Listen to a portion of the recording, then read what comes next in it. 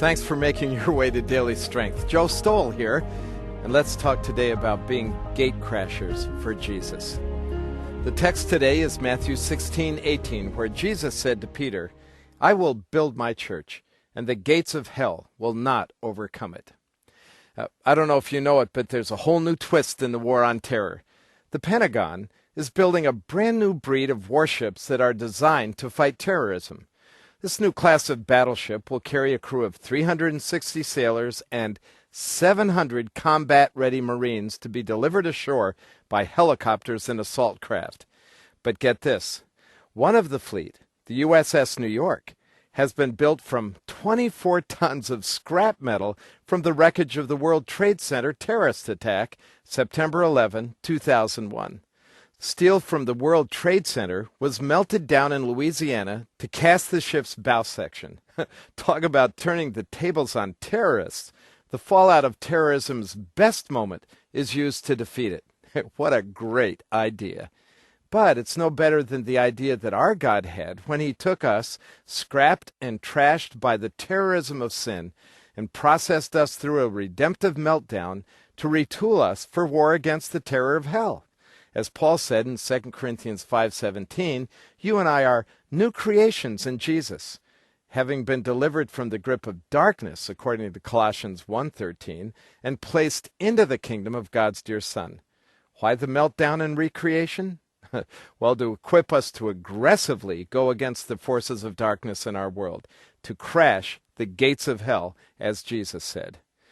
You know, I remember my wrong-headed thinking about this verse.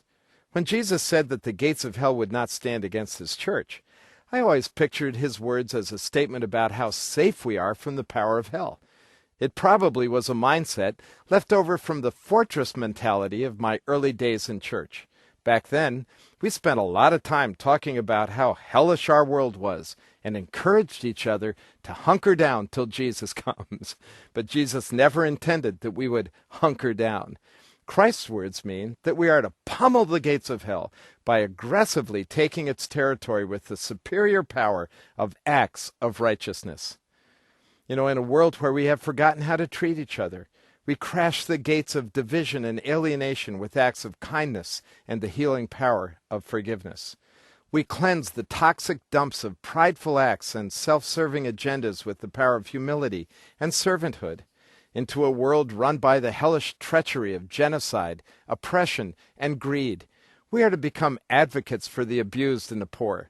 In the face of prejudice and injustice, the church is to rise up with open arms to all people regardless, and to seek to bring justice to bear on behalf of the marginalized and the maligned. And for those captives still chained in sin, we storm the gates to set the captives free with the power of the gospel.